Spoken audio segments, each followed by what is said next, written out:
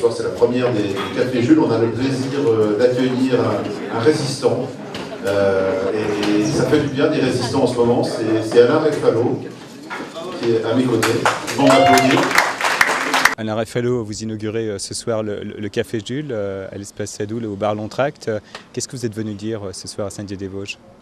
Eh bien, je suis venu à l'invitation de la municipalité de Saint-Dié, qui organise ce premier printemps de Jules Ferry, à l'occasion de la sortie du livre En conscience, je refuse d'obéir, qui est le titre finalement de la lettre que j'ai adressée à mon inspecteur le 6 novembre 2008 et à partir de laquelle un mouvement des enseignants du primaire en résistance a émergé, s'est développé et a permis de créer, je l'espère, une nouvelle espérance pour l'école publique. Donc c'est pas qu'une question de passé, Jules Ferry, on va le sortir du musée, on va le mettre en perspective avec l'école d'aujourd'hui, l'école de demain.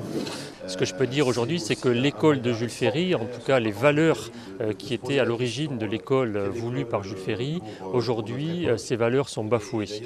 Je crois que nous tournons le dos à l'esprit fondamental de l'école publique qui est la réussite pour tous, le progrès pour tous et nous entrons progressivement dans une démarche où c'est davantage la compétition, la performance, le résultat qui sont mis en avant et avec ces valeurs-là, je crois qu'on construit une école à deux vitesses. Alain Refalo, à votre avis, le printemps de Jules Ferry, cette ambitieuse opération, elle peut changer des choses pour des enseignants comme vous ?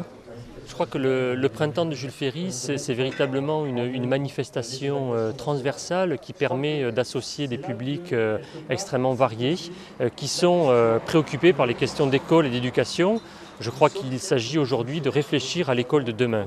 Et pour ma part, à travers cette action de résistance pédagogique, j'espère avoir contribué, mais aussi avec des milliers d'enseignants du primaire, à penser l'école de demain qui doit être fondamentalement une école citoyenne, c'est-à-dire une école qui prépare les enfants à devenir des citoyens adultes, responsables, autonomes, qui sauront travailler en bonne intelligence les uns avec les autres. Et face aux défis complexes de la société qui s'ouvre à nous de demain, je crois que nous avons besoin de citoyens effectivement responsables, qui savent travailler en coopération les uns avec les autres et non pas contre les autres.